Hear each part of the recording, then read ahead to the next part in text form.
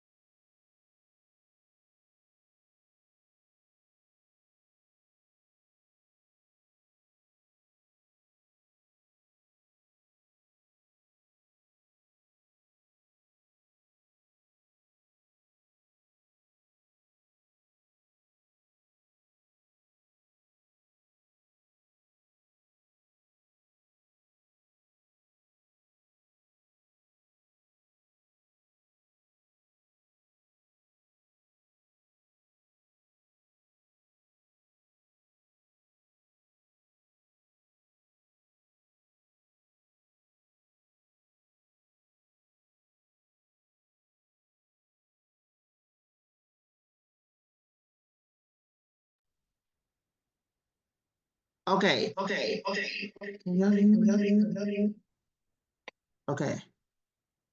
You guys can hear me, right? Without an echo? I sure hope so. Okay. So I'm going to start over because you guys are here on time. And that means that early bird catches the worm. I'm gonna give out some juicy stuff in the beginning, so that those who come late gonna be like, wait, what did I miss? What did I miss? What did I miss? Hey, you should have got here on time. So here's the rules to the game show. I like to call it a game show. It's really not a game show, but I thought about making this like a live talk show because we really do bring people live up on the stage, virtual stage. We talk about your business. The rules are that you have to have been in business. If you're for profit, you have to have been in business for at least 2 years. You have to have sales, and it can't just be an idea that you have. And if you're a nonprofit, you must have a program that you're operating, whether it's a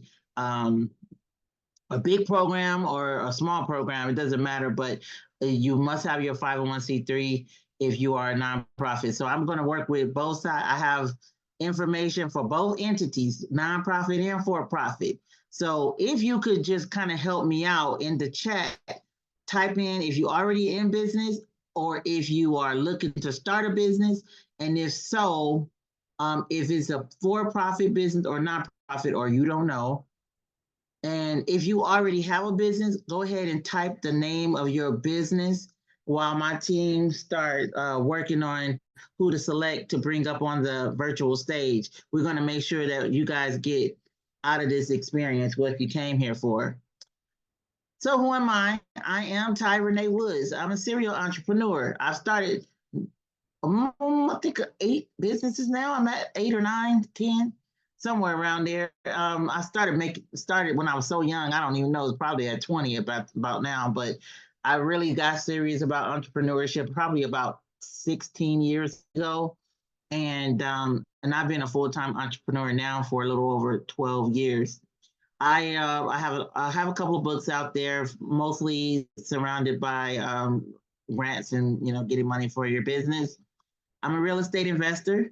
I started investing a long time ago, I think in 2008, around the time the recession hit, but I'm active as a real estate investor. Let me know if you got any deals. um, I'm a philanthropist. I raise money. That's what I do. That's my job, but it's also what I love to do. I raise money for businesses, and then most importantly, I'm a servant leader for God and my family. They come first, and I try to do everything that I do for them, and that's last but not certainly not least. So that's me in a nutshell. If you just wanted to know, like, who is this person? That's pretty much who I am. And I am authentic, my authentic self on these shows, on these calls.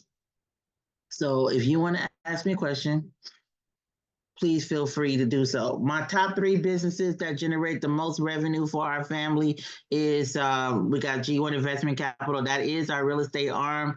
And the goal is to provide affordable housing to families all across the nation while also sustaining a profitable business that is a for-profit. Ty Renee Woods, that's my personal brand, which I am under right now. That is my grant education and consulting business. That is something that I do not enjoy because it requires my time, and time is money. And sometimes this is not generating the money that I need to do big business with. But at the end of the day, I'm still winning grants, guys, even up to last week. And last but not least, my husband and I, we both work in the nonprofit that we co-founded together in 2008. We have the nonprofit arm, which is Opportunity Knox. You can Google that. That is a national trademark brand, and it is a statewide organization. We have generated more than $1 million in nonprofit revenue over the past 4 years, 3 years. somewhere around there. But we have been a sustainable organization for 16 years now. And this is our bread and butter. It's the nonprofit, but it's also the most active business because it requires employees to run and a whole. I mean, it's large. Just to kind of give you a scope, our payroll in 2 weeks, last 2 weeks, was about $48,000. That was the payroll for 2 weeks. So that gives you an idea of the scope of what we're doing in the community, and it's a major. And I have to raise money to pay folks. This is what I do. So before we get started, got a couple of things I want to share with you. Oh, this is my receipt. One of the very first workshops I did a couple years ago, when I started doing these, someone was like, Ty, you need to like show yourself with all the checks that you be getting and things like that. And I was like, well, people can just Google it. And when it's under the nonprofit, by the way, guys, nonprofit income is public record. You can literally go to GuideStar and look up any nonprofit and look up how much they made, how much they received, even sometimes where the money came from if they disclose that. But it's on GuideStar. That's some information in case you wanted to know where to look up nonprofit information. But yes, this is just a little bit of receipts, as the kids say. Show your receipts. But I do this on a regular basis under Ty Woods. I do have a boot camp coming up that it will be more along the lines of grant development and contract development. And you will get a chance to talk to me one-on-one with your team, and then we can put together a personalized grant search to help your business. That is like a really quick thing to do for me, so that's why it's so cheap. But the one that really costs, and this is the last thing you're going to hear about me from about money and offers, because I'm going to get into the real deal stuff right now. But the last one, like if you have a nonprofit, I do, or you want to set up a nonprofit, I do help set up nonprofits from scratch, as well as put together a proposal for your grant team to be able to start submitting proposals. So that is a comprehensive 3-month program that I walk along with you, and I help with finding the funding for you to be able to pay that. So if you are like knowing you want to go into nonprofit space and that is what you want to do, but you need help, that's this package. And it's a complete setup of your nonprofit plus some proposals. I give you sample proposals, winning proposals and budgets, and a customized database so that you not just shooting at the dark and trying to apply for grants that you're not going to qualify for. I'm very hyper focused when it comes to grant searching, and so I know how to do that. And we about to do that right now. All right, now let's get to the first topic, which is a lot of the questions that I get the most. Where do I find grants? So we're gonna go on a couple of these sites, and I want to use one of your businesses. Nobody said anything. Wait, am I seeing the right stuff? No one said anything. Does oh wait, is any oh maybe I'm looking at the wrong thing. Oh, okay. I for some reason you guys did say something, but I can't see the businesses. Okay, I see it now. Some of you guys used the Q&A feature, and I was asking you to type it in the chat, and I did not know there was a difference. All right. So Christina, type what you can because we're gonna get to you and talk to you about your business. I see Sydney, you're on the call. You want to tap into your entrepreneurship by advertising your artistic abilities and skills within the graphic design field. So this would be a for-profit business that help others with their visual struggles. I like that. I like the way you worded that. Visual struggles. So artwork, you help with artwork, decor, graphics, branding, web design. Yes, so that's definitely a for-profit business. So let's bring you up on the stage. We're gonna work with you, Sydney. What I'm gonna do is unmute you.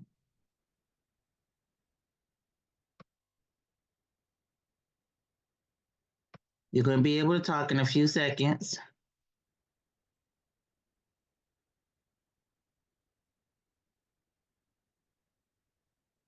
Okay, now you gotta unmute your mic and then you'll be able to talk.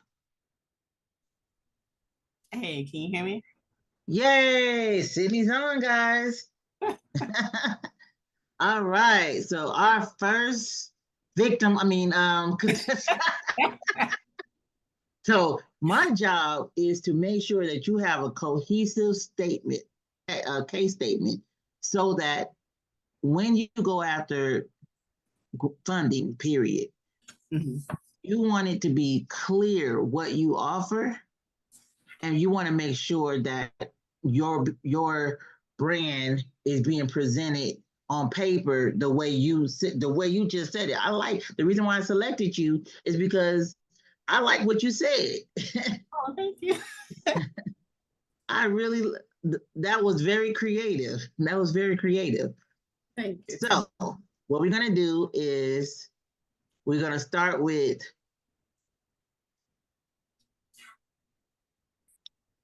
where will we go and look for funding for a business like yours? So tell me a little bit about, now you're, Sydney, this is what you do, right? Yes, this is what I do. Okay. So how do you get your customers right now? Usually I would network. Either it'll be through people that I already know and they would know somebody that might need some help with these services, or social media is a big thing. That's usually the biggest one, social media networking.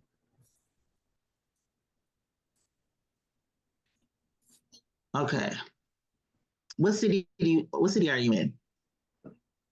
What state? In Columbia, South Carolina. Okay. So generally people come on these grant calls because they want to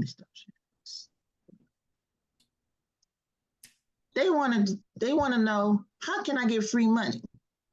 And then once I get deep into their business, I'm like, you're going after the wrong type of money. Now, I'm going to list out all of the ways my business, I'm talking about personally, my business. And someone said the chat this day. That's why you guys couldn't chat. Okay. Let me put it on allow attendees.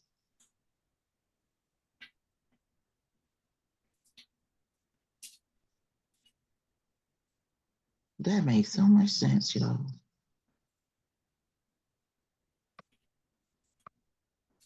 Hold on, I just put that attendees can chat. So you should be able, everybody just type in where they from. Just put your city and state. And I just want to see where folks is hailing from. And oh, good, yes, the chat is working. All right.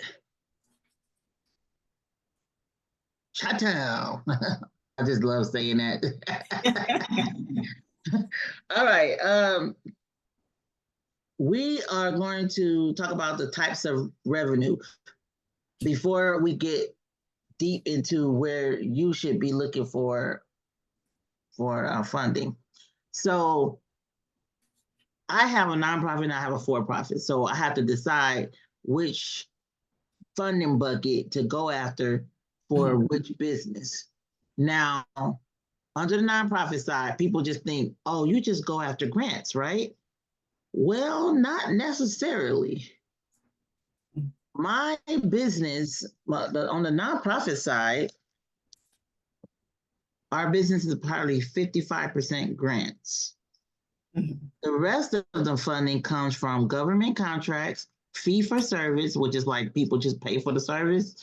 And we do have donors. So we have an individual donor campaign, and we do events, which is like through event sponsorships. And we have corporate donors or corporate grants, foundation grants. And then you have, so that's 1, 2, 3, 4, 5, 6, 7. It's 8. I'm missing one. Oh, interest income, which is just from having money sitting in somewhere, right? Right. So generally people go to the grant side first, thinking that it's going to just be like, oh, I'm just going to get a grant and it's going to keep coming in.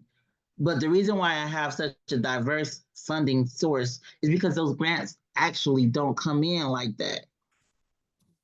I have the luxury of being under a federal grant that was the 3-year or multi-year grant. That's not normal for me. Normally, I have to apply for a grant, the same grant every single year and compete with everybody else. And I literally just got an email yesterday that we didn't win a grant that we normally win, simply because I changed the program of what I applied for. So I should have just kept it the way it's always been, and I would have just got funded for that.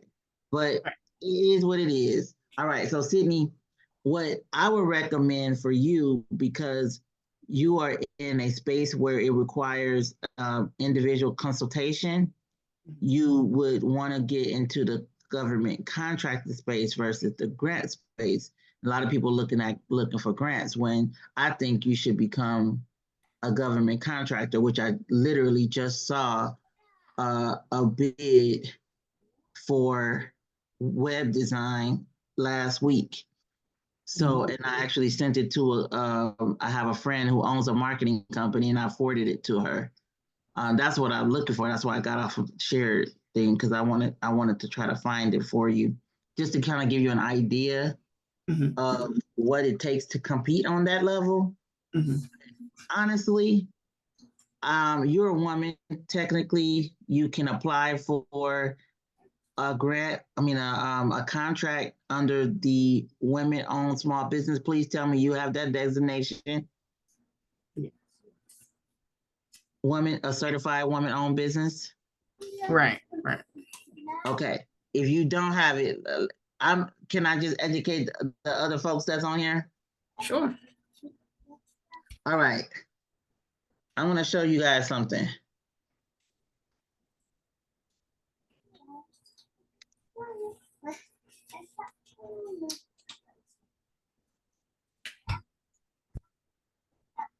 I'm gonna put South Carolina just for your benefit to see what comes up. Okay, so I'm just gonna show y'all what I'm doing so you can just repeat. That's why I like showing my screen, because I want you all to see how I go about finding these opportunities. So I'm gonna share my screen.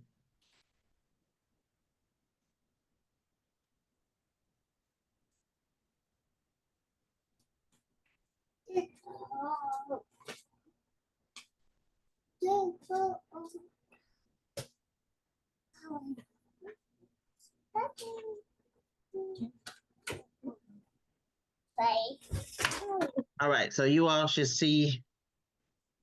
Let's see. So what I did is typed in, this is Carolina Small Business Development. Oh, this is a CCF. Okay. Oh man, this is North Carolina, but that's another option. There's these community development funds that I'm going to go to Georgia because I know where it is here. Mhm. Oh, wait. South Carolina. Ah, here we go. All right. So it's called the division of every state, by the way, every single state has a division for small and minority business contracting and certification. So here's the one for South Carolina. You notice that it's a .gov. It's a .gov. So that's an official government website. Right. What you want to do is you want to look at what the qualifications are for certification. Now we're going to just take a look at what's the benefits of certification, because it just really, you want to know why. By the way, this one tells you that in order to be classified as small business, your personal net worth has to be under 1.32 million. I don't know how they came up to 1.32, but they have the definition so that if you are unclear whether or not you are a small business or whether or not you are a minority owned business, they make it very clear as to what determines that eligibility. Okay.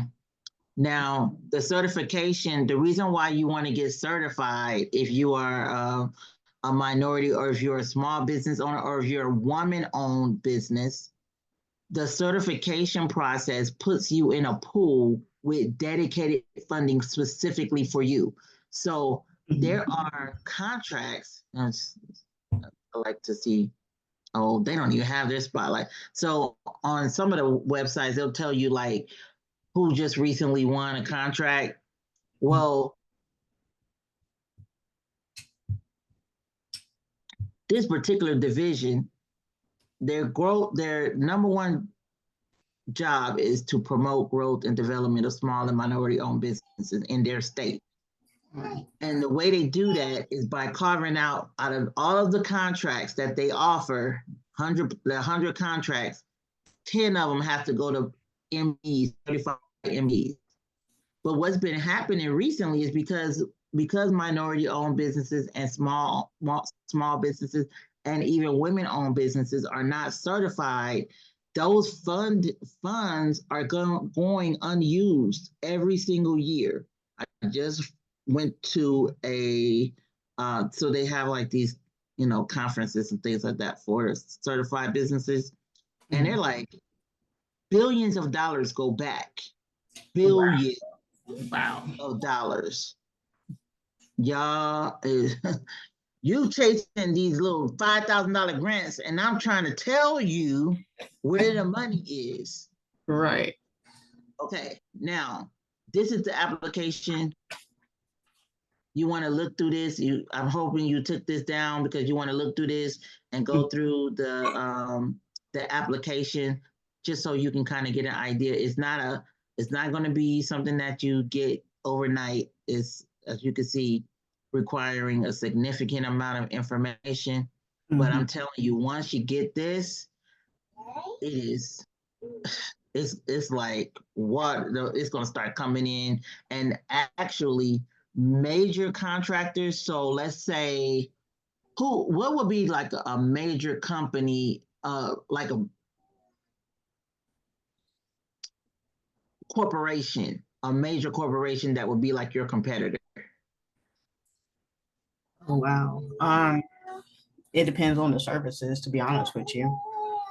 So let's say branding service or marketing. What you say? What marketing? Web design? Web design. I know there's one that usually goes around a whole bunch. There's Taylor Brand that's been on the market for a good minute now. Okay. That has a whole bunch. So that they're like a big like $100 billion company, right? Or like really large. So Oh, I'm asking that because some of these major, and someone just put Boeing, that is a perfect example. Boeing does this all the time. They go after these government contracts, and the government will not give them the contract unless they have a certain number of subcontractors that are women owned, minority owned, or small businesses.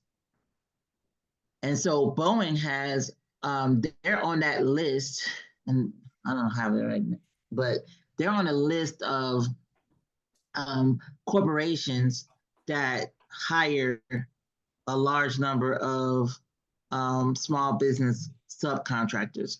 And I want to say like, I don't know, it's probably like 70 or 80% of their revenue comes from the government. It's billions. Of course, we know that. And then of course they have, and those are contracts. So that's why it's not a government owned company. Those are contracts. So they get the money, and is why they're a publicly owned company. But hey, you can get just as large. So I just wanted to share this with everybody because as you can see, this is an extensive list, but first off, starting with just having all your documentation in order, articles of incorporation, your business license, which is city, your org chart. How many of you guys, raise your hand if you have an org chart? just curious. Most people don't have an org chart. no. Somebody's like, Ty, what's an org chart? Let's just show you an example. What? I have one, but it's gonna take me some time to dig it up. Or maybe it won't. Maybe it won't.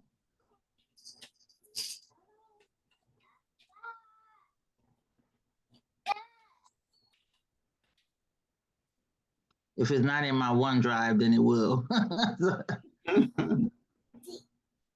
So when it comes to the chart, is there something We have a really good org chart.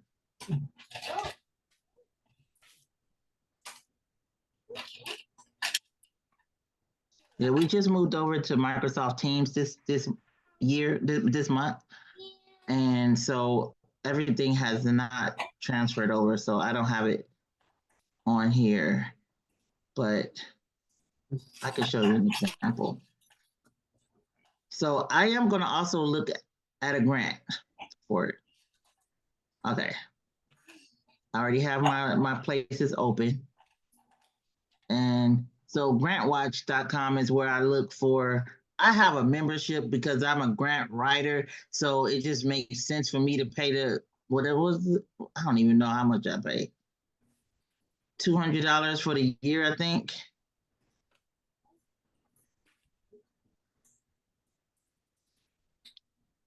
Okay. So I'm just gonna put in here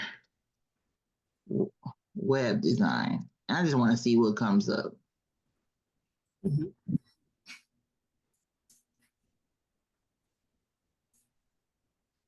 14. Oh, wow.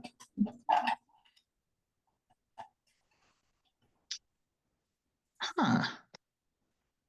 I know this is saying a different region, but it's definitely Canada. Well, let me just take a look at what. 20,000. Oh, it says nonprofit organizations, local governments, as well as for marketing projects and campaigns that promote a local region or community. Oh, okay. So this would be like something that the city would apply for, and then they will hire you to do the work. Okay. So that's like a backdoor approach. So you might see a grant. Let's say this was for South Carolina. Mhm. You could take this grant to the grant writer of the city and say, hey, I found this grant and this will pay for my services, and I will produce, whatever it says that you need to produce, brand development, web-based strategies, social media campaigns. I'll produce this for you for this price. This is what you'll get for this price. And look, they have eligible costs, which means this is a restricted grant. Mhm. You cannot use it for outside of these things. But look at this. This is what you do, right?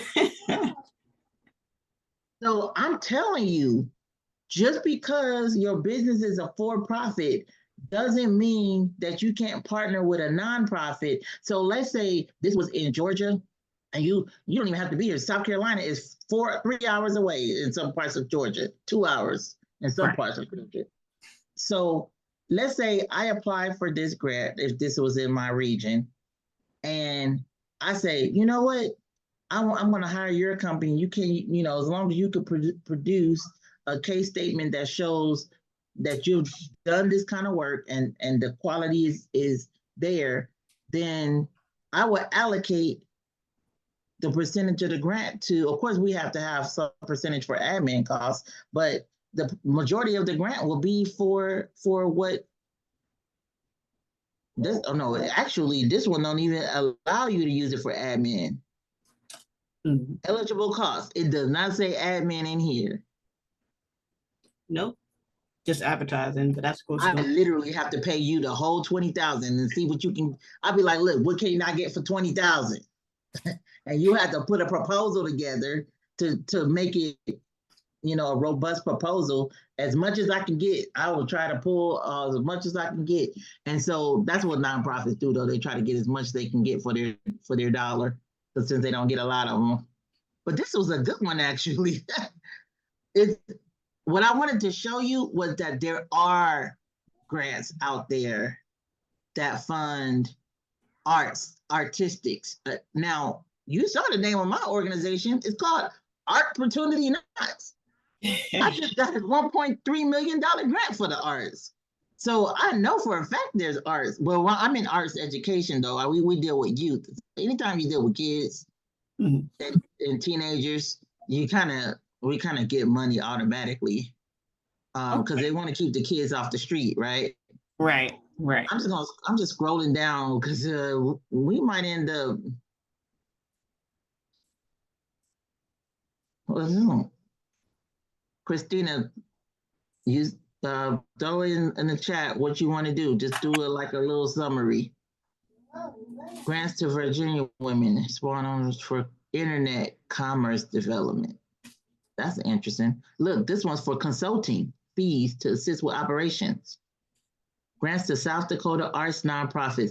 Now, I would apply for this $500 because I'm pretty sure that's the easiest $500 I can ever get. Oh, wait a minute. In-kind grants to U.S. nonprofit. Oh, it says in-kind. Valued up to $10,000 for marketing and website design services. Hold on, I might need to put this in my my saved folder. Hold on. So what does in-kind grant? What are those? So in-kind is when they are doing the services for the organization. So we're not going to get $10,000. They're telling us we'll get $10,000 worth of product and design. Gotcha. Okay. That's their way of giving back, I guess you could say. Limit 8 design. I'm gonna say this because it said to USA. That means it's a national initiative that they have. Services are intended to assist nonprofits in advancing their cause, and I want to advance our cause. Okay. Right. So I just wanted to show you, and I wanted to show everybody that there are contracts, there are grants, there are sponsors, there are various ways to get your idea funded. It's not just through grants. These grants, $1,000, $7,500. I told y'all what my payroll was. I can't do nothing with this. But you can if you just starting. You know what $7,500 would have did for me in the first 3 years? That's a lot. Opportunity for New York City small businesses to participate in a website design program. Okay. Okay, so I don't see anything else that matches as far as a grant that's like for you Mhm. per se to apply for, but that doesn't mean that you couldn't partner with a nonprofit to. Now I just put web design in here. Now, if we, because I did exact match, if we did like what's a big blank like marketing, that's a blanket word. That's and let's choose this South Carolina. Get ready, y'all. If you want to come up on a virtual stage, you want me to dissect your business, your idea, you better get ready. I'm gonna choose somebody next. Get ready. As you can see, we going through some. We trying to find some funding for her right now. Some really good information.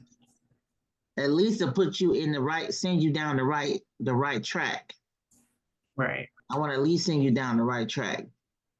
Oh man, this kind of this casted a wide net. I mean, 58 is still a low number because when I do my searches, it be like 612. I'm like, oh no, that's not gonna work. Let me see, building capacity. Native artists to start or expand an artist brand. Program extended network. Oh no, that's a cohort. So sometimes these grants are not, they're fellowships, and fellowships is like basically going back to college. I did one recently.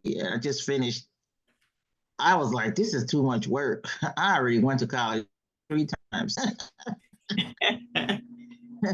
So, but a fellowship actually might be a good idea for somebody who have the time, don't have so much responsibility, or even if you have responsibility, you have support at home, because at the end of the fellowship is usually a cash grant that's associated with it that will help you with your business. But with fellowships, they typically put you on a track to getting your business off the ground if it's a startup fellowship, or if it's a fellowship to expand your business, then you have to go through a series of classes and do some technical assistance and things like that, and then you'll get the money. Okay. Because they don't want to just give you $10,000 and you don't know how to apply it. Right, right. And it'll be a waste of money. Exactly. So I thought I could find something really quickly for you, but I'll have my team in the background looking at things. In the meantime, this is one website. Another one, just so you can get an idea of what's out there. So grants.gov is a government grant website, and government grants, by the way, you can't just wake up one morning and say, I want to apply for a government grant. There are steps to becoming government grant funded. And let me tell you, it's not easy. You got to first start with, no, number one, your business have to be registered. Like you got to have an EIN number, a article, your articles of incorporation with your state, and then your business license. And then you got to apply for a DUNS number, which is like a social security number for your business. Everybody heard of Dun and Bradstreet? If you haven't, you go to Dun and Bradstreet. It is not, you do not have to pay for a DUNS number. You should be able to get it right away or next day or something like that. But you should be able to apply. Your DUNS numbers is separate from your EIN number. Your EIN number is like your social security number. I have that wrong. Your DUNS number is like your credit score. Okay.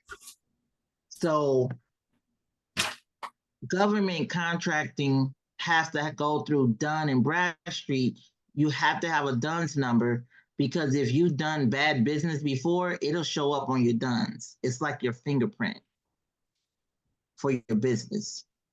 So the government agencies want to make sure that they don't end up doing bad business with somebody that has already done bad business with the government. So that's how they keep track of it. So you have a low credit score, you Right. Your DUNS number will kind of keep track of that. Plus, with your DUNS number, you have to enter that in to be able to apply for a government grant anyway. So it's free. You go to DMB, you're going to go to DUNS number, and you're going to hit get a DUNS number.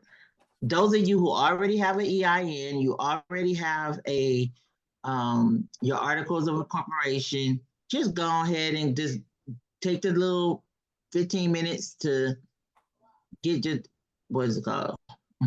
You have your US-based business, you have your legal address and things like that, years in business, and it says you can expedite it, but you don't need to do all that. It don't take that long. And then you apply here for your DUNS number. Okay. That was a little rabbit trail, but you needed to know that. If you didn't know that, now you know. And if you don't know, some of y'all didn't get that, but if you a 90s baby, you got that. All right. Dun and Bradstreet, that's one, but Sam, here it is. Sam.gov is I want to say it's like the registration portal for the government. So before you can even apply to a government grant on grant.gov, which is where we're about to go back to, you have to have a sam.gov registration, which I just found out mine's just expired, So I was looking on there like, wait a minute, I thought I renewed this. So I'll be back on here later tonight to renew that, because you don't want to let that, especially since I have a federal contract starting in October. Oh no. But let me see what we have on the federal side. I'm just gonna put web design because that one was easier to locate. Any federal contracts for web design? Let's see. Oh, you're gonna always see engineering design. Any engineers out there? Raise your hand. You will always have a job. You could always have a job if you did engineering design and even like architectural design. Oh, I see those all the time. Oh man. Partnership awards. I'm looking at the opportunity titles because that kind of helped me to narrow it down. But you know what? I'm going to put the arts.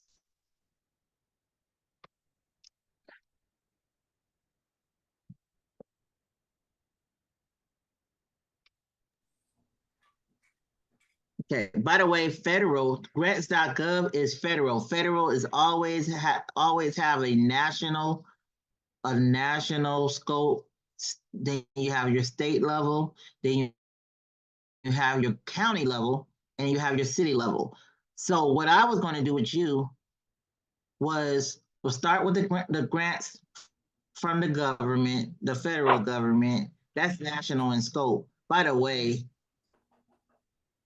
if it's just you, I wouldn't start here. I wouldn't start here. I would start county or city level, and then work your way up. This is like the Bentleys. You want to end up here. Gotcha.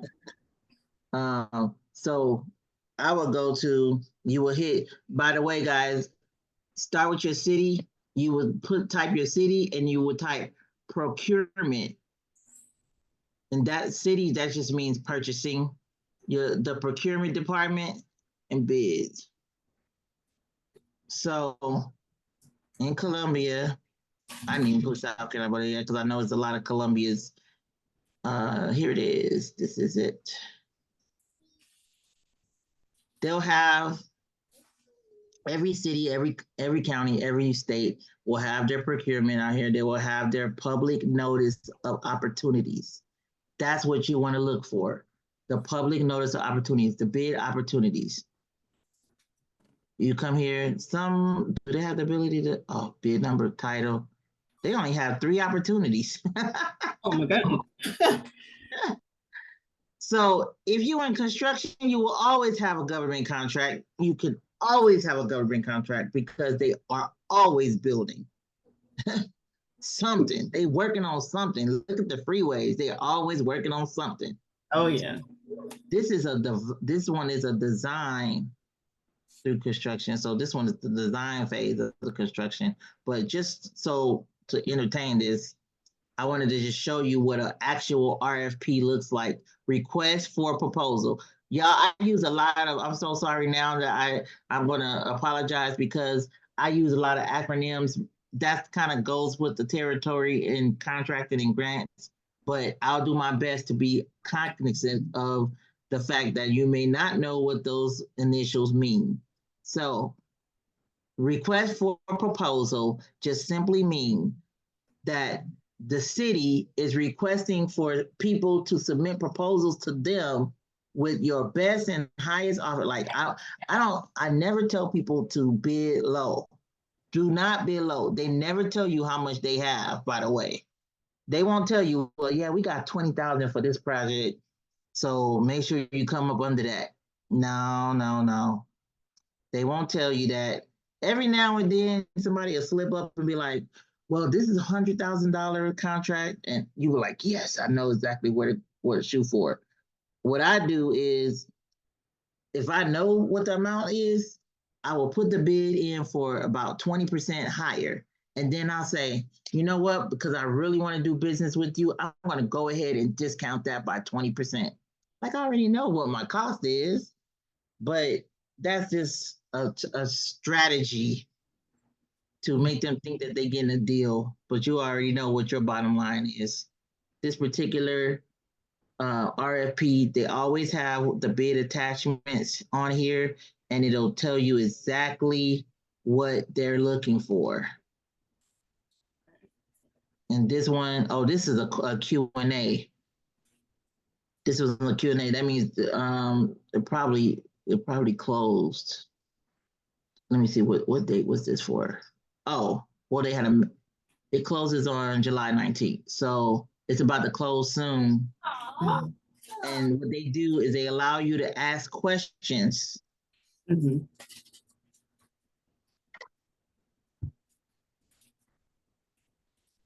So let's see. That's city. What's the county for Columbia? Richland. Richmond? Richland. Richland.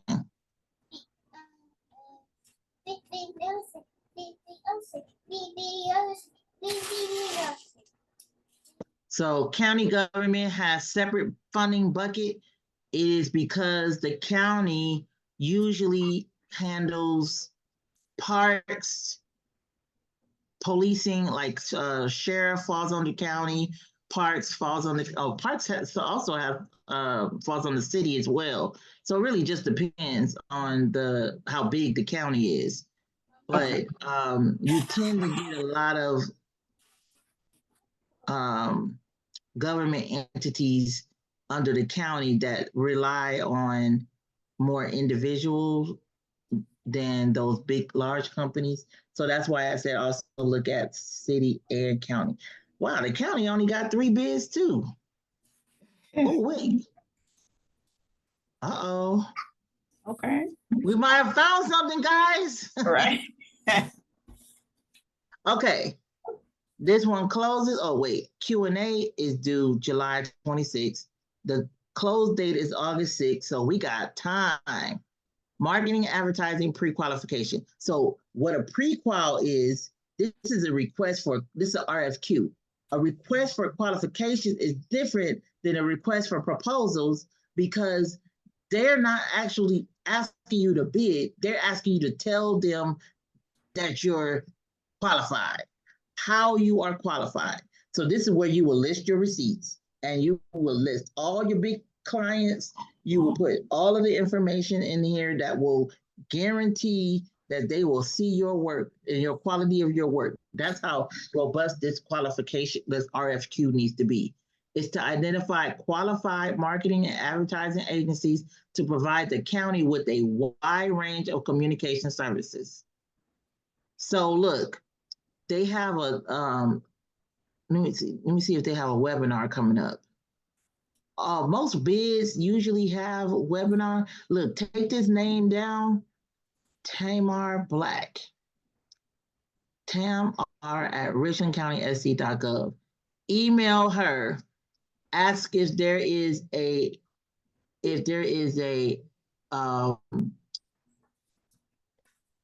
like a conference call coming up regarding the RFQ for, and you want to make sure you take down this reference number. Everything is referenced with that number, but you can put the project to marketing and advertising, pre-qual.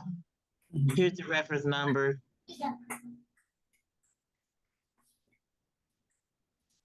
And y'all, we may have found an opportunity here to do business with the county.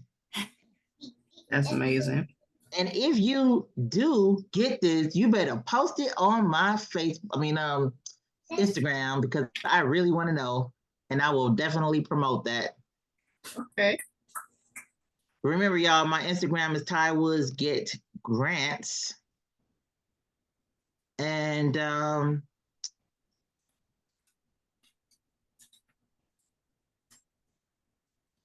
we're going to move on to the next contestant. Hopefully you got a starting place, Sydney. Yes, ma'am. And thank you so much, too. All right. Next up. Okay, Christina, I'm coming back to you. I'm going to unmute you. Oops. There you go.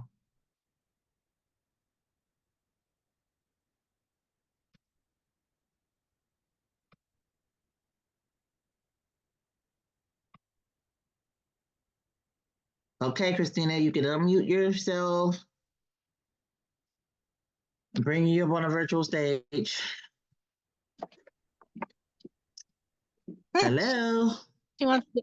Hello. Welcome.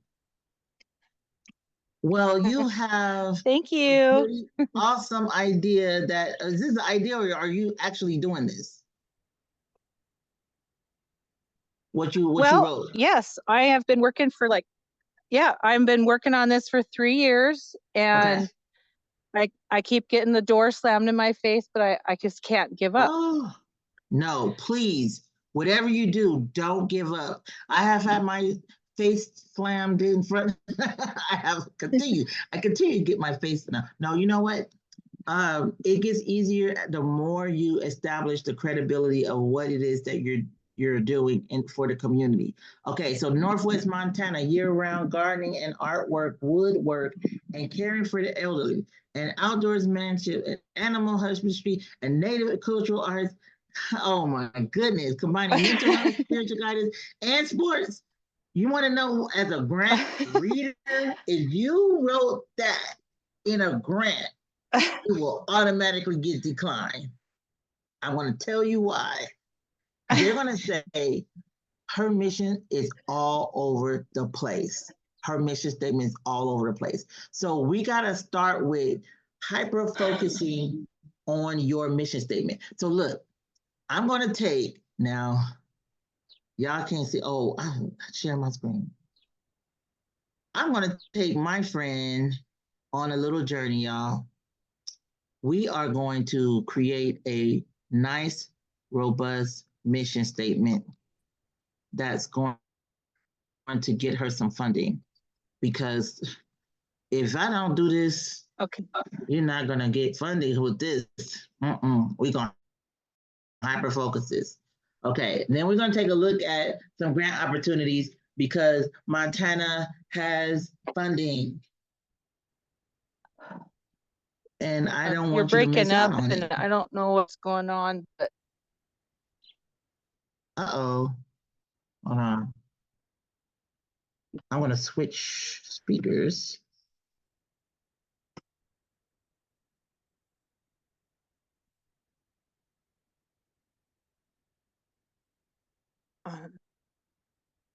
in my Okay, can house where everybody maybe I'll hear be me closer to the now? modem and it won't break up. Okay. Is that better? Okay. Oh, no. I I heard can that hear. echo. Hold on 1 second.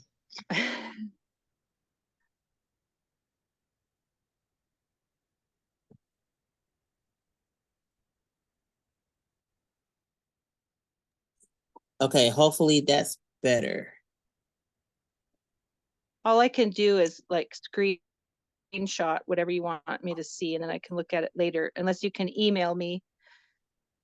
And Okay. then maybe I can go to the library and look at it and stuff. Okay, well, we're gonna start somewhere. We're gonna start somewhere for you. First things first. I copied and pasted my friend chat GPT. We go a long way. We go a long way back, you know, a year and a half ago. We met and we've been best friends ever since. And so I'm gonna type in here before I copy and paste what you wrote.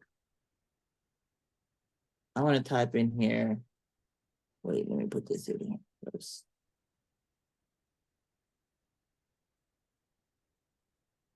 Oh, I didn't even see the second paragraph. Staff, coaches, and nutrition staff and counselors and whoa. Yeah, that's a lot. Okay. So I talked to ChatGPT like it's my buddy. And so that's why we get some really good results together.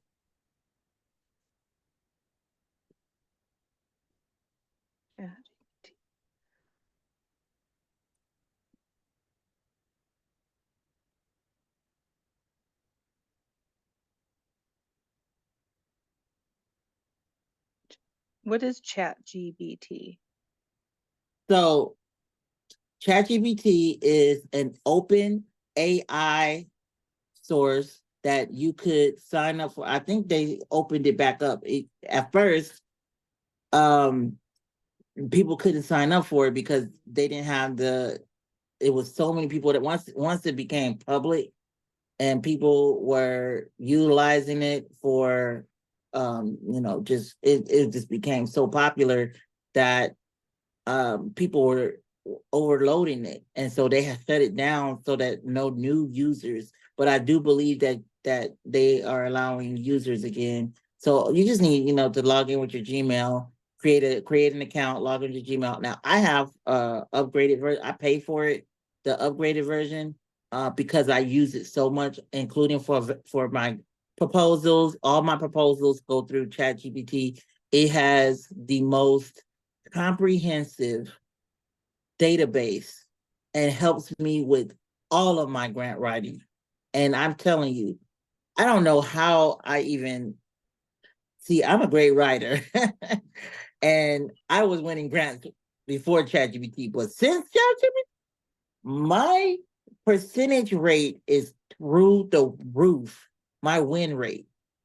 And that's because number one, you could literally, I'm about to show you now how fast I can push out a grant proposal or a grant narrative for you. And I can email you this once I type this up. I can email you this if you just hand me your email, give me your email address in the private, what's it called? The DM. And make sure you get this because you can use this in crafting your case statement for when you start applying for grants. So I'm helping a friend with crafting a grant winning mission statement, statement of need. Now these are all, what I'm doing is telling it all of the components of a winning grant proposal. I know this in my head, but a statement of need, just so you guys, for information purposes, is you're telling your reader why the state or why the city needs your services. So I'm doing that. And you also want to do a measurements and outcomes. Okay, I sent you Measurements, my email in the chat to the host and panelists. got it. I just got it. I saw it. Okay, great.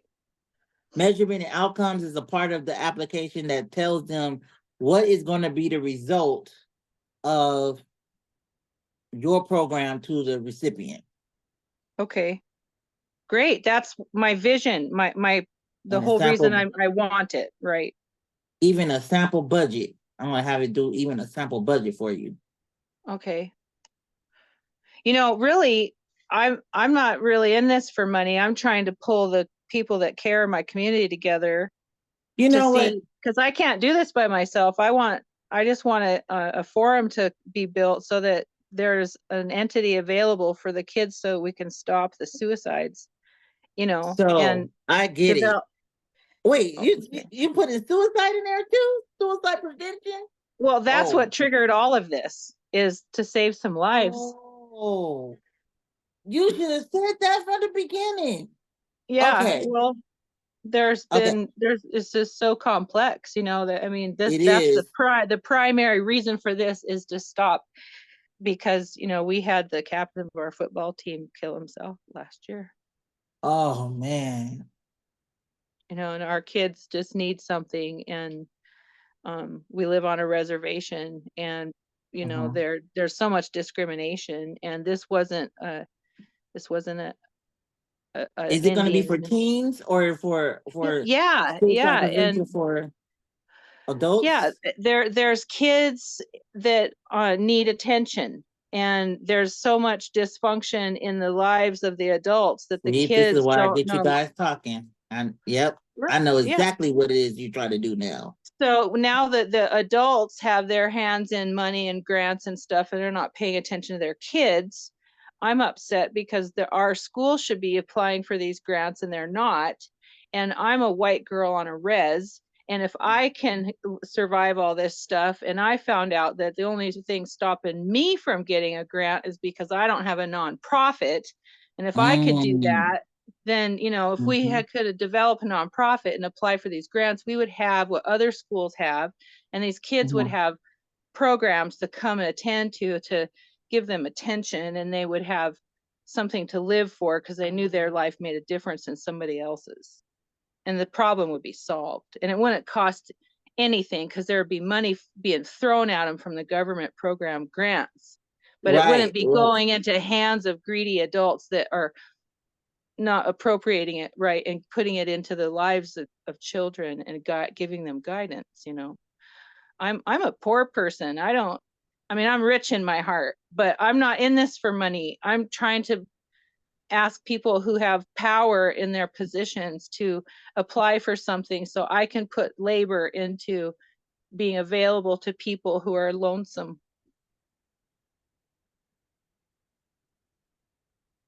That's all I want to do, is just be available for people that need love. But I know So there's money out there. So if I can there channel, are now. Did you say you were on a reservation? yeah, yep. And it's a government. I'm a white girl on a res that has been living with, all of a sudden it's a I've turned government into a, tribe. I mean, it's recognized by the government as a reservation. yeah, Okay, yeah. okay. I want to show you two things, but before I get there, as you, I'm hoping that people can see how I'm typing this in, because a lot of people say ChatGPT don't work for me. Well, you don't know how to use it, because ChatGPT absolutely works when you know how to work it. Now, you talk to your friend, the way you just talked to me, and how I was able to pull out what you need, what you're talking about. That is how I talk to the AI. Now, you guys are about to be blown away with what it's about to create for Christine and guys. About to be blown away.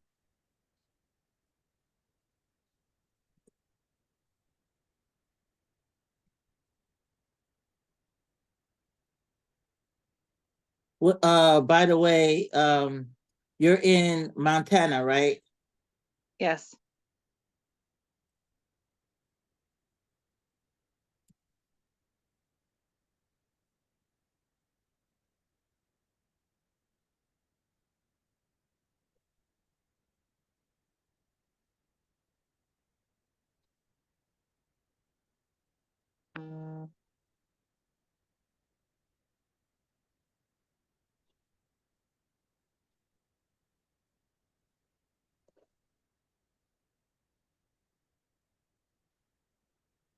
Let's see what we come up with.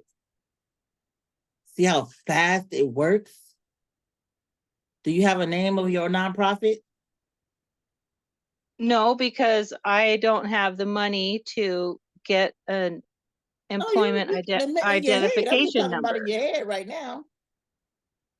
Just What's in your part- head. A name in your head. Just throw something out.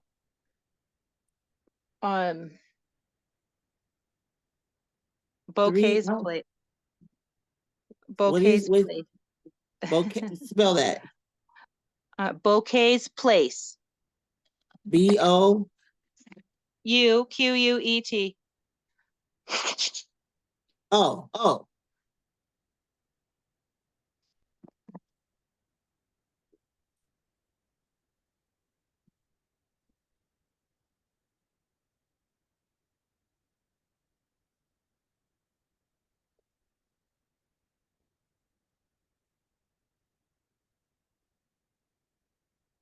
And I just asked it to help me create some additional names. All right. So let's go through this proposal, guys. By the way, we now have a mission statement. The mission of Bouquet's Place is to provide a safe, supportive environment for Native American youth on the Montana Reservation, offering comprehensive suicide prevention programs. We aim to empower our youth through mental health education, cultural engagement, and community support, fostering resilience, hope, and a sense of belonging. Boom! I wouldn't change a thing. Wait a minute. We have to include this really important factor. It can't be just for the Native Americans. It has to be for we're a biracial family. We're the white people on the res that are being discriminated against because we're the white people that they don't want around. We're like so the we need to make it. minorities here. We're all of a sudden we're like the colonists and they don't want us around. And we are like, we're like, it's like the opposite of, the black people being discriminated by the whites here. Do you understand what I'm saying? So it's like, it's really difficult. I lost a baby because of this before. It's not easy I'm sorry. Sorry to hear that. It's really a challenge. But what the point is that everybody, it's a human rights issue. There's always going to be half-breeds. There's always going to be somebody that's not accepted. And we need to open the door for everyone. Everybody needs to accept everyone, especially children. Yes, And I agree. Okay, yeah, so we're gonna revise it.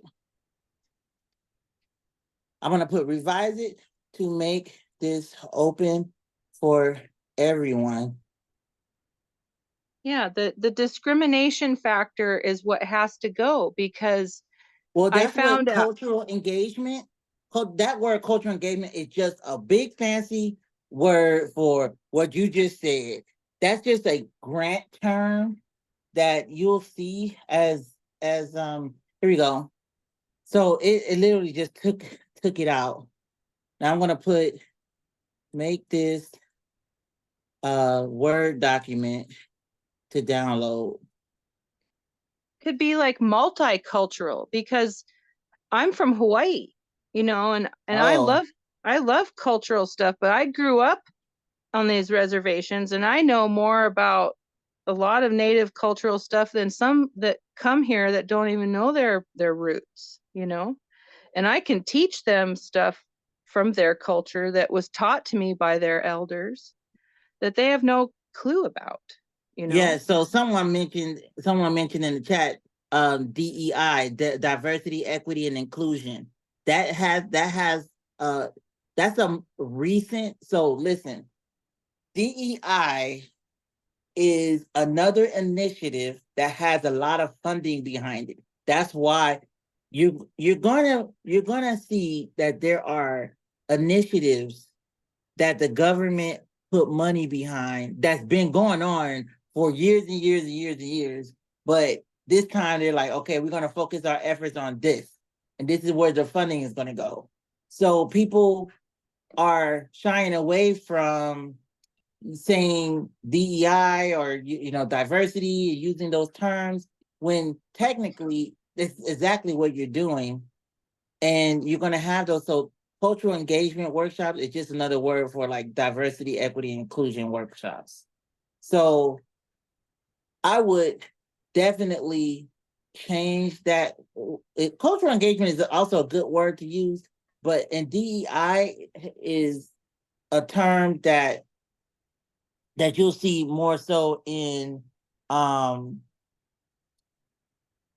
corporations, more so than government.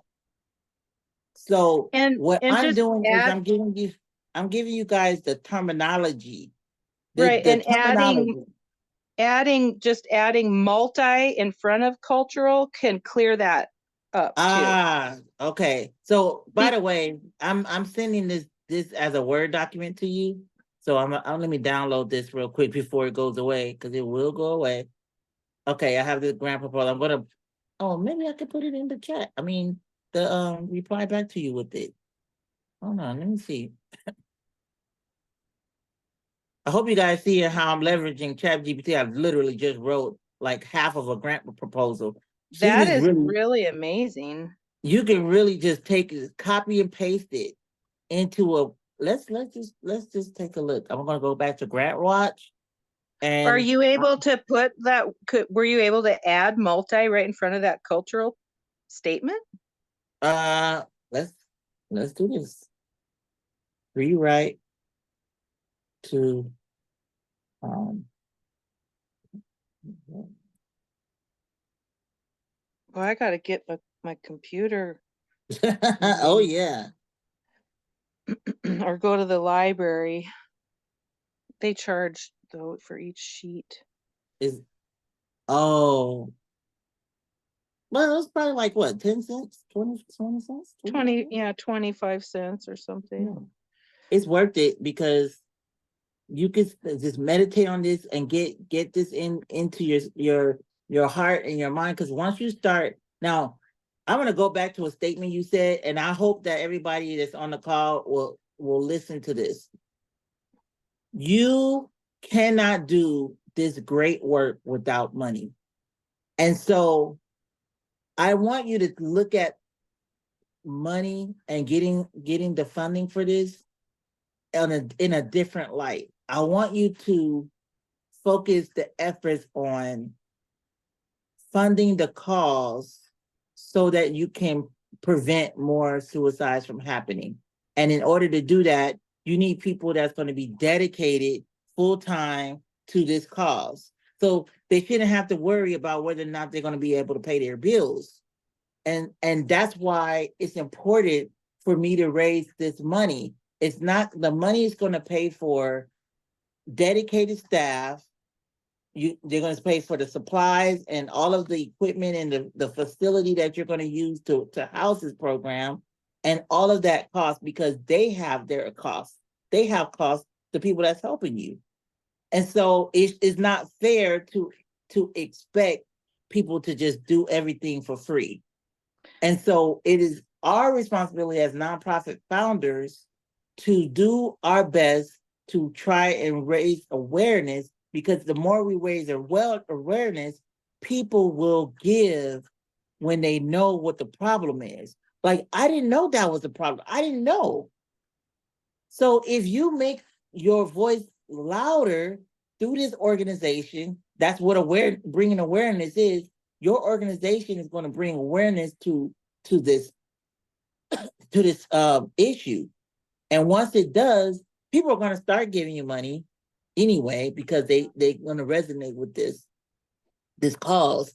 But also the government is going to give you money because they see how this can stop or at least put a dent in this issue related to suicide in your community. So I just kind of wanted to dispel the myth that you don't need money. You do need money, but I want you to think about it in a different way. It's not about getting rich or anything like that. Because I mean, I generate over $1 million for my organization Well, a year. amen. Well, I And believe it. I believe but that. let me tell What you what I I've been meant. able to do with that $1 million.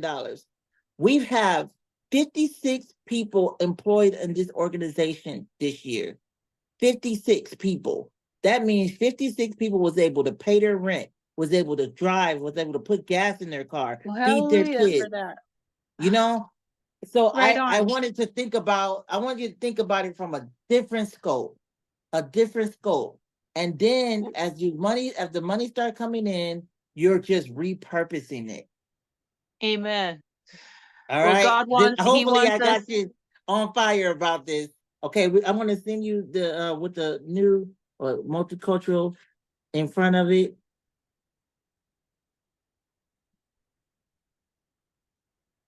Right on.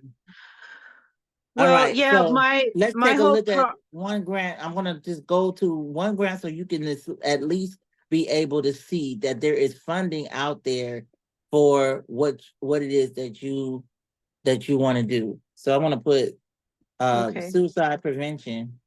That's a big one. But I want to select your state specifically to see if there's any funding pouring into your states for this. Oh, Oh, I God got bless you. you for helping me, for just showing me. Oh, yes, yes. And right after I do this, I want to do one more thing. I want to give somebody else. Oh my gosh, time is flying. I tend to give people 15 minutes of this so that I can try to get as many people up on a virtual stage. By the way, if you want to be the last person, because I only have time for one more, please do a direct chat to me or raise your virtual hand, and I'll choose someone. Okay, 4 things came up.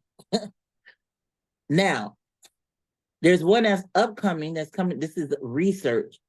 I stay away from research grants simply because it's very heavy on the data. Proposals are generally around well, let's take a look because I see the word diversity in here and it might actually be a good fit for you. Hold on. Let's see. Innovation grants. American Foundation for Suicide Prevention is the grantor. The deadline is in November, so there's plenty of time to apply for it. But of course, you have to make your nonprofit an official nonprofit, which is what I'm going to show you how to do. And actually, I'm gonna go back to ChatGPT while it's working on that.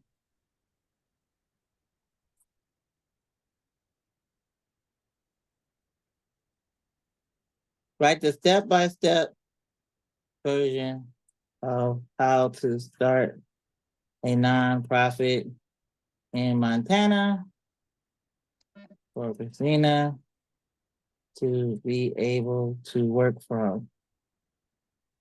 It needs to go and also give the city steps.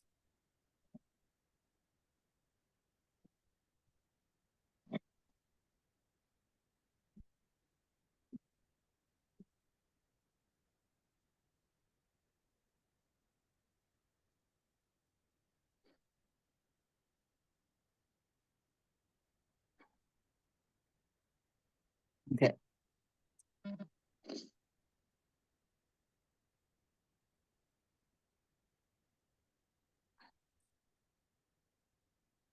So I'm gonna also send that to you. Thank you.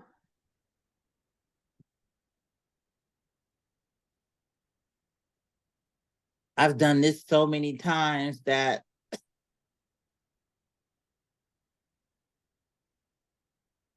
Yeah, this is very in depth of what to do. Just follow the steps and you'll make it there. Wow. Well, God bless you, Ty, for helping me with this. Talk about rock bottom here, and backwoods, but God put it on my heart, so I'm determined, and I really, really appreciate this. Thank you so very, very much. And there's a bunch of kids and a couple of moms I know that really, I'm thanking you for them too, for helping me with this. Okay, we're going back to that grant that we saw. Okay, so this one says, academic investigators for studies on suicide and suicide prevention. So this is not a good fit. This is like university level. They do a lot of research at the universities. That's what that one would be for. Let's see. This one, agency to evaluate the effectiveness of crisis response services. Submit a letter of intent prior to submitting funding. Okay, not that one. Another research grant. Oh, wait. This one's support areas of housing, traumatic brain injury, employment. This one's military related, military veterans and their families. So that's not a good one. So I want to take Montana off because I just want to find one that is suicide prevention related so you can see what they look like. It's going to be a few of them. Oh, 12. Okay. This one is in Minnesota. It's entities to participate in a training program related to youth mental health. Funding is intended to provide participant organizations with the tools to offer crisis management services to youth at risk.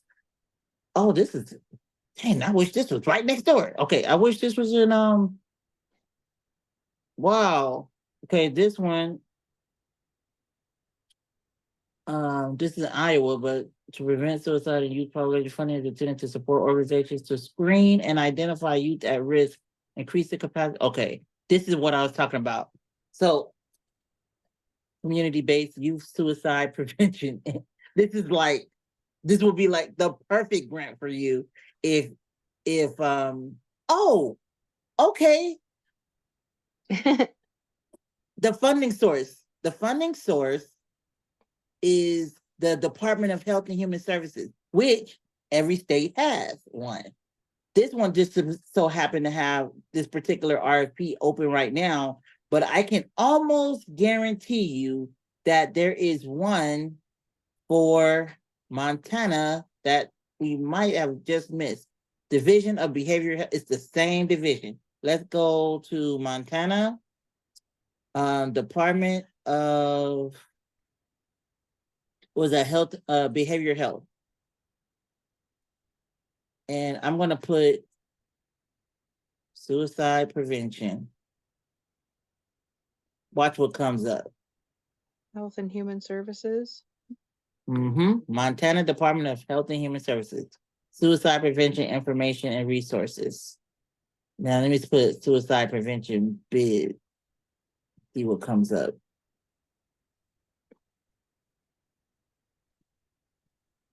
Goodness, I have so much stuff on my screen. It wasn't just Health and Human Services?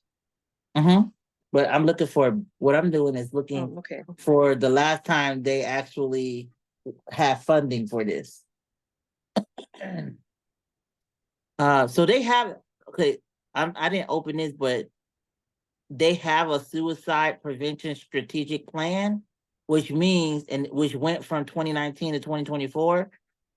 The fact that it's in their strategic plan means that there's going to be funding behind it. The state is going to put funding behind it. So, District of Montana, how far, where is that? Is that like the United States District Court? Oh, well, this is probably, but look, this is a fiscal year 25 treatment services for this pre-solicitation request for proposals posted. treatment services. What I've found is that when it's a tribal entity, they only deal with tribal officials. And when well, you're going to go through your nonprofit. That's different. okay, Because you're not exclusive. If you were doing exclusive tribal, then I would send you to we would go to a totally different department. But okay. I'm looking at the pre-solicitations right now. There are some that's coming up. Let's see, substance use treatment. And I'm not thinking of, maybe I'm not thinking of a big enough picture, but I'm not like I'm not somebody with a master's degree and wanting to build a facility. And I'm just thinking of my little town. That is okay. You do not need to be a master's degree. What I wanted to say is there's been some corruption, on a couple of these reservations with people who have went to college and have utilized federal funds and have tried to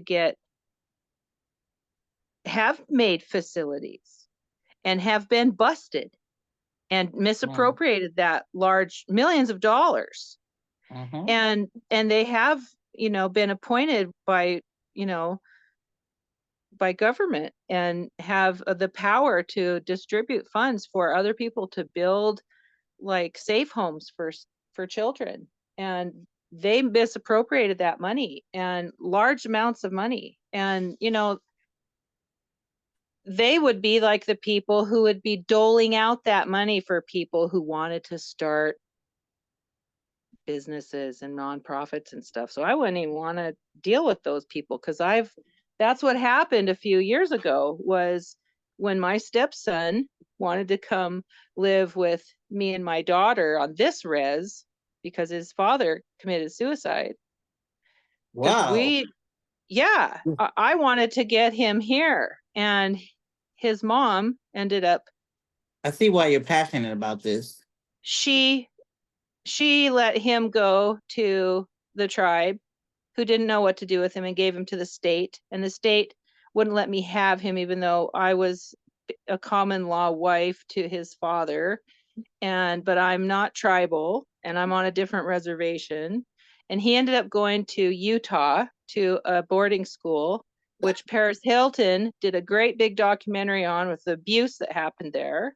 And he ended up being abused there, and he was there for 16 months, and he tried to kill himself there.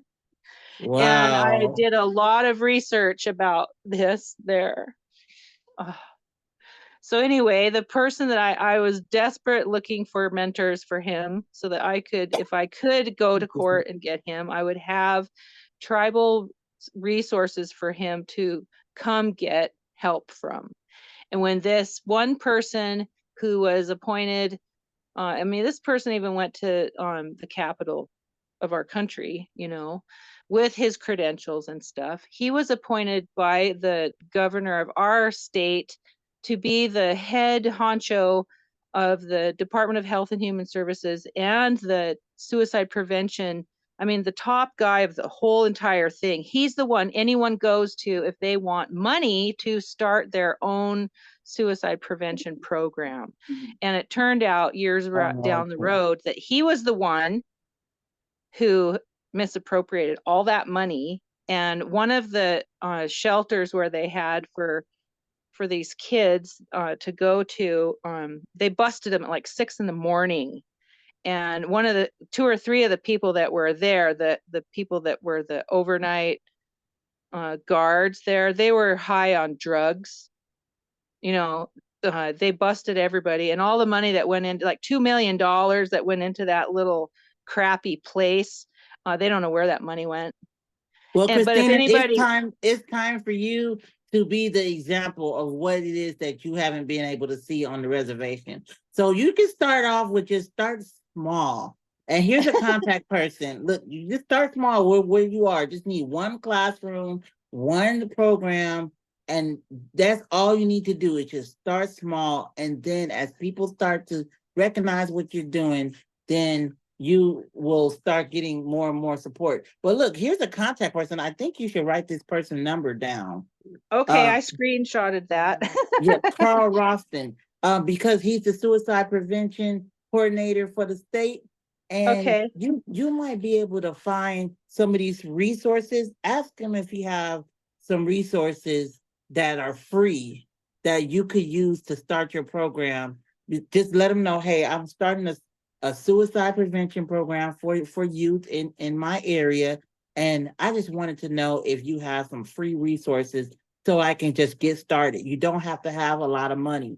You can call your local senators, state senators, and as well as your.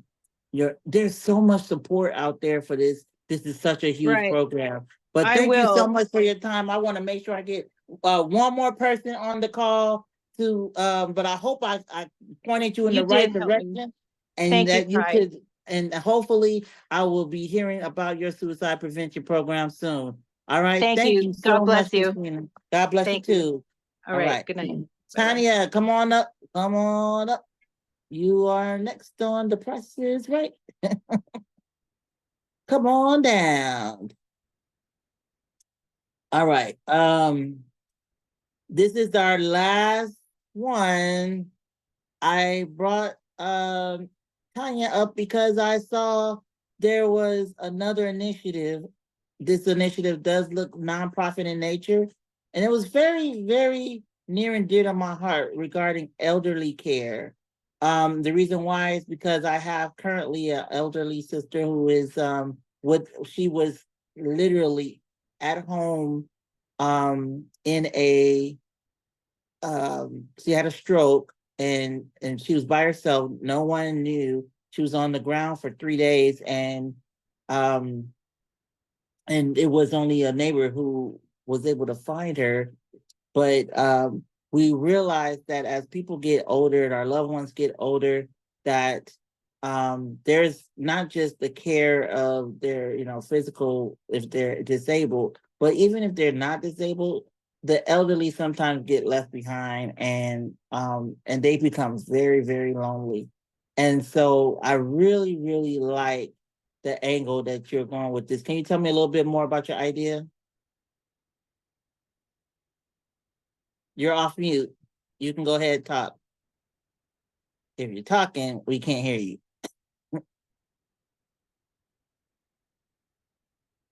Uh-oh. Yep. We can't hear you if you're talking.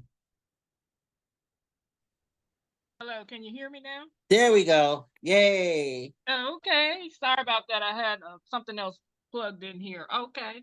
Yes, I'm Tania, and thank you Okay, so much Tania. I said for. Tanya. I'm pretty sure people call you Tanya. Oh yeah, I Tania. get it. It's Tania, but I get Tanya, Tania, Tanya, all of them. So yeah, yeah.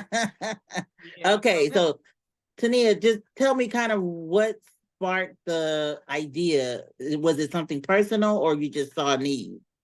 I see the need in it is there's been personal things also, whereas I've been both of my parents passed away in their mid 60s. So I've taken care of like Oh, my wow. That's grandmother. It's young. like a lot of people that I've helped, take care of before their transition. So and even people not even related. So it's just like it's been naturally drawn to help, people that are in need. So that's my thing, but I'm trying to just pull everything together to see how it could just help, continue to help these people, although my parents are gone on and grandparents, so it's just I still see the need, and I just want to, you know just What state are you in? I'm in Birmingham. Oh no, I'm sorry, state Alabama, Birmingham. Oh, okay. I'm But like like, wait a minute, Birmingham? Okay, no, you're in I'm in Alabama. Alabama. I'm in Alabama and in Birmingham. Okay. So I'm going to first look for grants. I'm jumping right into it because we don't have much time and I do end at 9 o'clock because I do have a 2-year-old, y'all, who is on a timer and her body timer is pretty predictable. So she's gonna start crying in a few seconds. But I want to choose. I'm going to go down and choose aging seniors. I'm going to take the because this one has its own category. I'm going to take senior care out. I'm just going to do that. So as the aging seniors, I put Alabama, and that's going to be where I start. 44. Oh my goodness, we got to narrow this down. Let's actually add. Let's see if we have anything specific to Birmingham.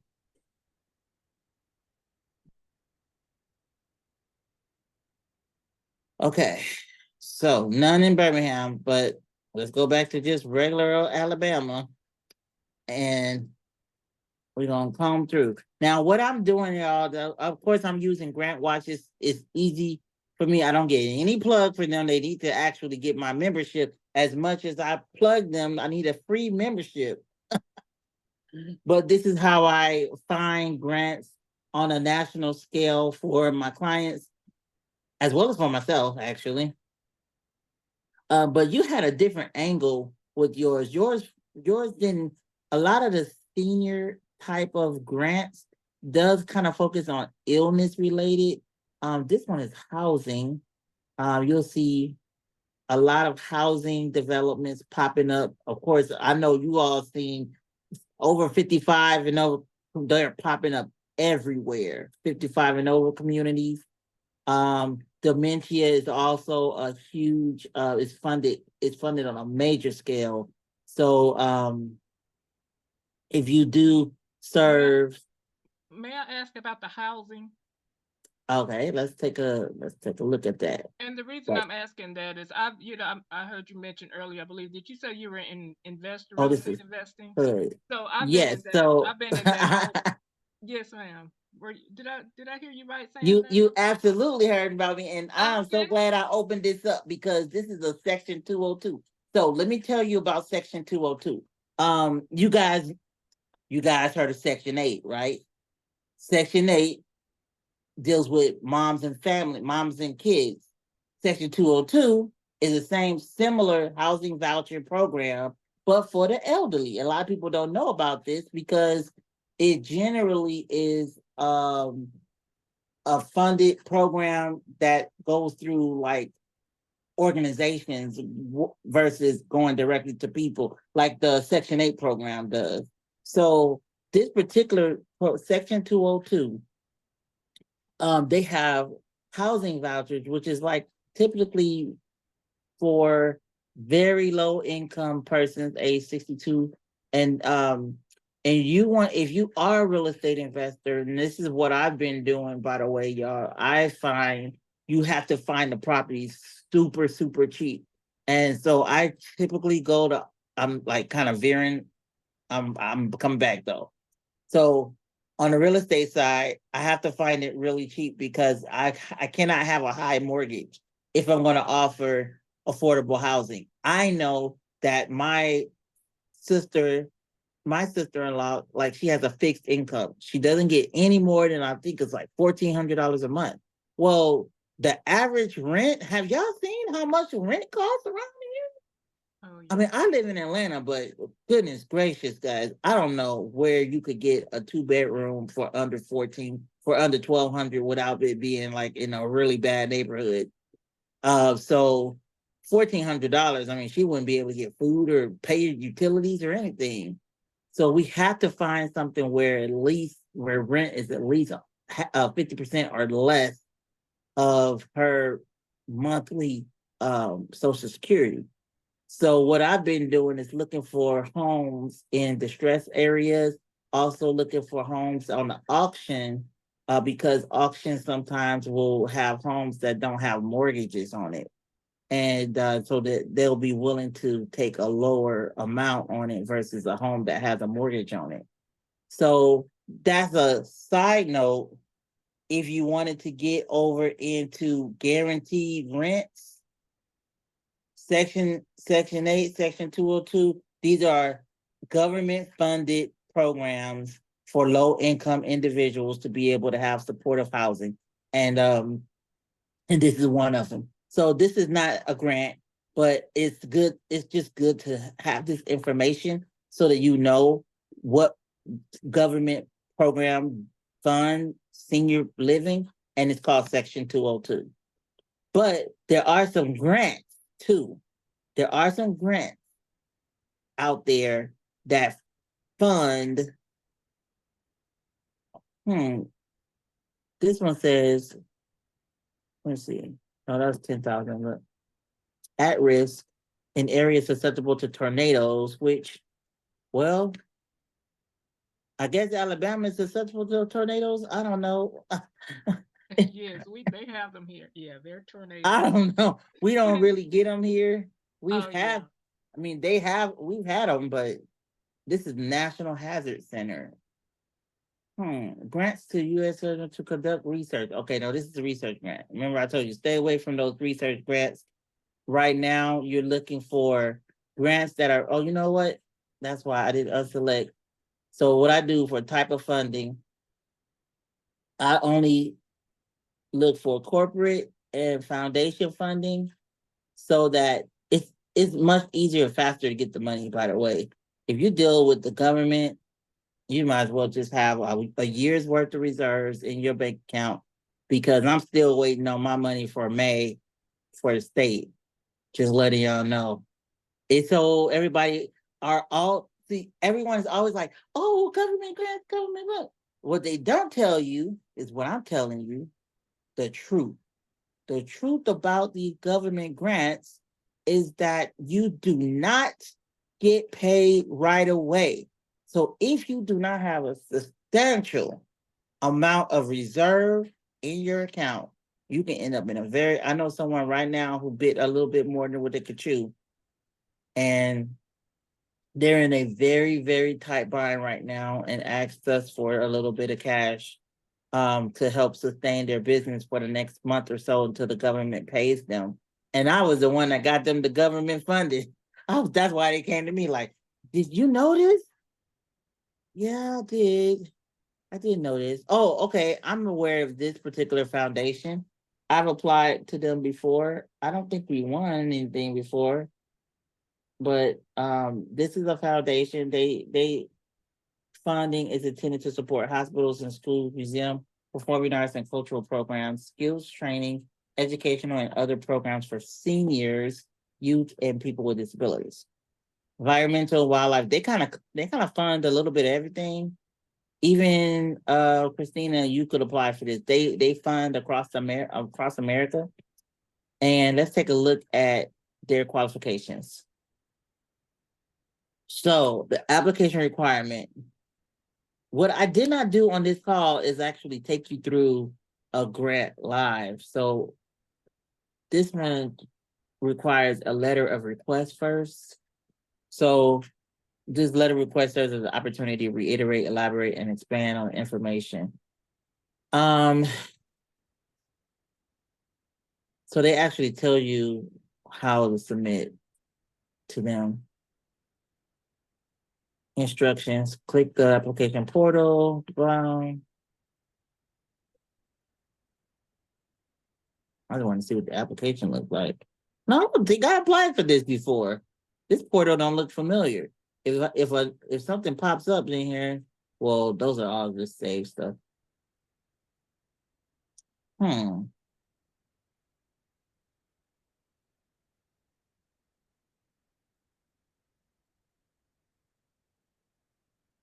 going to go back to their homepage because I want to see what else they fund. So what you want to do is, we call it reverse engineering. When it comes to grants, you want to know who they funded before, because you have a higher, let's say if all of the organizations they funded were working with kids, then you're going to be like, yeah, the chances are they pretty much fund kids, even though they say they fund other things.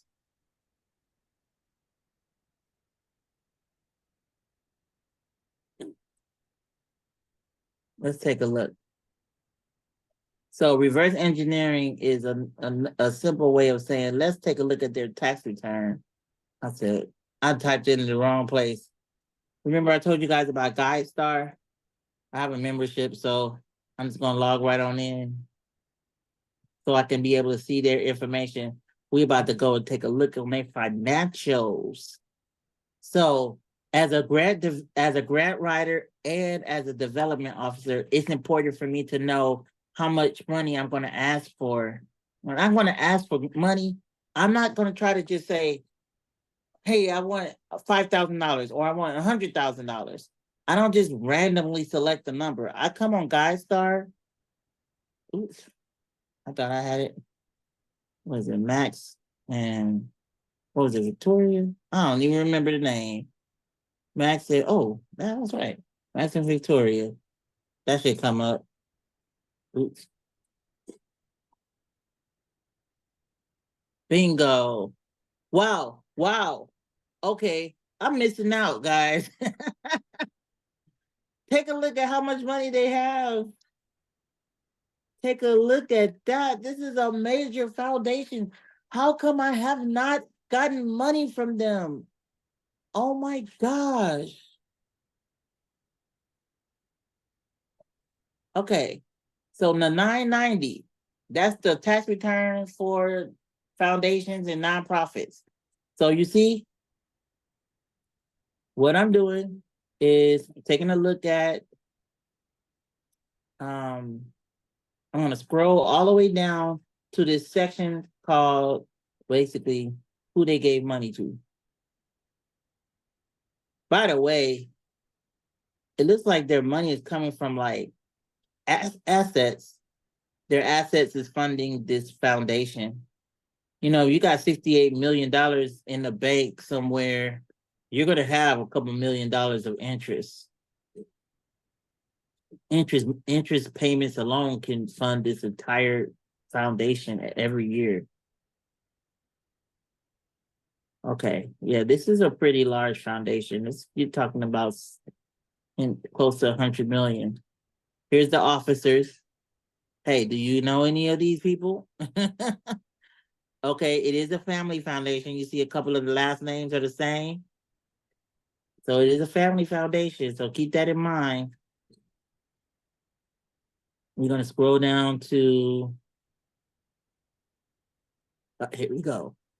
Grants and contributions paid during the year or that they got future payments. So I see 5,000, 20,000, 15, 17. So Tania, how much would you apply for based off of what you're seeing right here? How much would you apply for? Coming out, you're new. Let's take a look at some of the names of these organizations, by the way. You got, you know, Access Books, and you got a hospital on here. They got 15,000 there, a hospital. So keep that in mind. I think about the size of the organization that they gave the money to and where I am. So would I go for like that support, like those support groups, like with the 5,000, that 3,000, like the lower ones? Would I go Yeah, try for the lower amount program for now support. being like a, where I am now? Yeah, so I stay away from, I try to stay away from program support because you really do have to spend the money on the program versus general operating support where the money can go across the board, like to a program and to administration. So if I were you, I would apply for between 3 to 5,000 as the first time, between 3 to 5,000. But as you look, Beat Rhyme and Life, what? They have a hip hop therapy mobile studio bus program. And I have a hip hop, it's not hip hop therapy, but it's a hip hop teen workforce development program. It's not on the bus, but it's in multiple counties across the state of Georgia. So I am literally like looking at $20,000 right now. So our organization is 15 years old with very established credibility behind it. So I would definitely shoot for the higher one. And as I look at all of these programs that they're funding, the names of the programs, breast cancer for women, I see a lot of youth related programs, schools, they're very, I could see that it's very hyper focused on youth programs, but that doesn't mean that they don't have anything for seniors. Like cancer pathways, that could be open to seniors. Calvary Women's Services, that's not exclusive to. That is so weird, guys. My 2-year-old literally just walked in. It's 8:58. Okay. What did I tell you? But they're kind of all over the place when it comes to, like, this is a food bank. And then we saw a hospital, and then we saw cancer prevention. Honestly, I would go for it if I were you. Do you already have your nonprofit? No, I don't have a nonprofit. I have a for-profit LLC. What? So you need this document as well that I just did for Christina. Oh wait, did I give it? I was gonna drop it in. I'm gonna drop it in the chat, y'all guys. This is the what to do. Hopefully, it let me do it.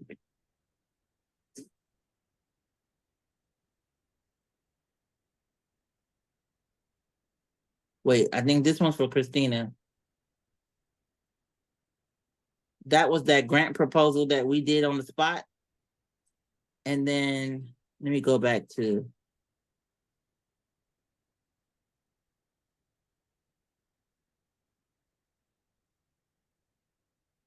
Oh, I didn't make this a Word document to download.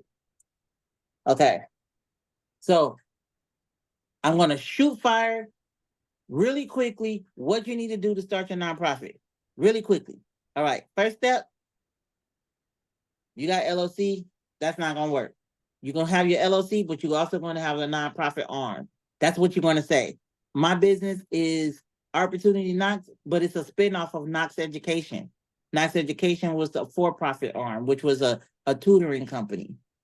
And then Opportunity Knox was a spinoff of that, a nonprofit organization. So what you're going to do is you're going to go to your Alabama Secretary of State, and this is for anybody who ready. Write this down or listen really closely. Secretary of State, you first going to make sure that name is available, whatever name you services. I can't see nothing on the screen. All right.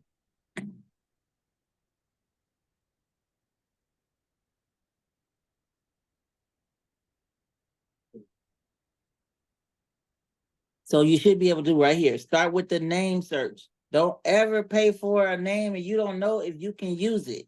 I have somebody right now fighting a court order to because of they using a name that is not theirs. And actually 2 places you're going to check: the state, and you're also going to check USPTO. US, that's for United States Patent and Trademark Office.gov. USPTO. 2 places you want to check for the name before you apply for your nonprofit corporation. So you're going to go in here, you're going to go to Trademark Basics. Search. You're going to search. There you go. Search trademark system. And what's the name of your company, Tania? The LLC. Okay. Yes. ProSource Collaborations LLC. ProSource Collaborations. Let's just say this is going to be the name of your nonprofit. I got to do quotes. So could that name be the same as both, as the LLC and the nonprofit? Yes and no. I would make something different because okay. I'm going to tell you from the legal perspective, you don't want the same name. Okay. You don't want the same name. Oh, thank you. This was such a blessing of information. I am so honored to be on, guys. I normally do not go past 9 o'clock, so I'm just gonna rush through this. USPTO, United States Patent Trademark Office. Search that. Then you're gonna go to the IRS.gov, which you have your LLC. So you've done this with your LLC to get your EIN number. See? Yes. I've done it. And then you're gonna go, so you got your EIN number, you got your state, your documents, and then you're gonna go, remember, to Dun and Bradstreet, you apply for a DUNS number. And then you're gonna come back to the IRS. You now have your EIN number, but this time you're gonna apply for your tax exempt. And that's the form 1023. And is that a long form or short? Is that, do they still have No, the you long just do the short form. Do Short. not do the long form. People, Okay. I don't know why people charging people to do the long form. Do the 1023-EZ. This right here. Okay. I'm gonna drop this in the chat. The 1023, it should be $275, $275, or somewhere around there. That is going to take you probably a couple months to get your 501c3. Once the IRS mail you that 501c3, they will backdate it to the date that they got the application. So even though you might get it, in 6 months from now, you can start raising money as long as it's in the same year. You'll get it within the same year. As long as it's in the same year, you can start raising money and they can get a tax exemption. Because remember, the tax exemption is for the previous year. So by the time you get your tax exemption and they backdated it, then the person who donated $1,000 to you, when they file their taxes next year, you can send them a thank you letter with your EIN number saying that this is your tax exempt receipt. And that's how you kind of give them a receipt. Once you get, grow, there's platforms out there that you can use that, for donations and stuff. But I just wanted to share with you all our organization, and then I'm going to end the night. This is Opportunity.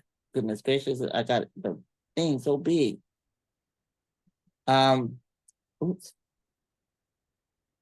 Welcome to Opportunity Knots. We have our back to school Cobb event that is this Saturday, in collaboration with the Cobb County Sheriff Department. That has sponsors. Aladdin Brave is sponsoring that. Got that sponsorship last minute, y'all. Like the money came yesterday, and the event is Saturday. So this is another way of that I generate money. I have events and I get sponsors for that. People can sign up for the event here. Here's some of our programs. You see our programs, some of our initiatives here, our summer camps that are going on right now. We got workshops, we got after school programs and outreaches. We got ways for people to get involved. We got the events up here. So, and there's ways for people to donate. And that's our donation page. It's powered by Mighty Causes. So if you wanted to know, like, as you grow with platform, I do recommend Mighty Causes. Such an easy platform because you can embed it in your website and they take the money and they donate the money. People can donate the money and you get the money the next day. All right. Well, thank you all for joining. Oh, wait. Before you so leave, much. Tamia, I'm I gonna really appreciate you. Thank you so much. let me put this in the chat, the what to do, step by step of what to do, how to start your nonprofit. Because there's other steps in there. I'm about to drop it in there. Christina, hold on. I'm about to drop it in there. Okay, start a nonprofit. Now it says in Montana, but you just follow it for your state. Okay. Okay, download that. Appreciate it. Thank you. Thank you all for coming. I appreciate every single one of you for joining. And some of y'all stayed the whole time. I was like, I would have been left. No. Oh gosh. Thank you all. I'm gonna get on camera. Thank you all so much for joining me, and I will try to do my best to have this recording sent out, but sometimes Zoom is temperamental and I cannot get it done. So I'm going to do my best though. All right. You all have a blessed week and the rest of your week. And hey, good luck with starting your business or growing your business. I really wish the best for all of you. Have a great, great evening.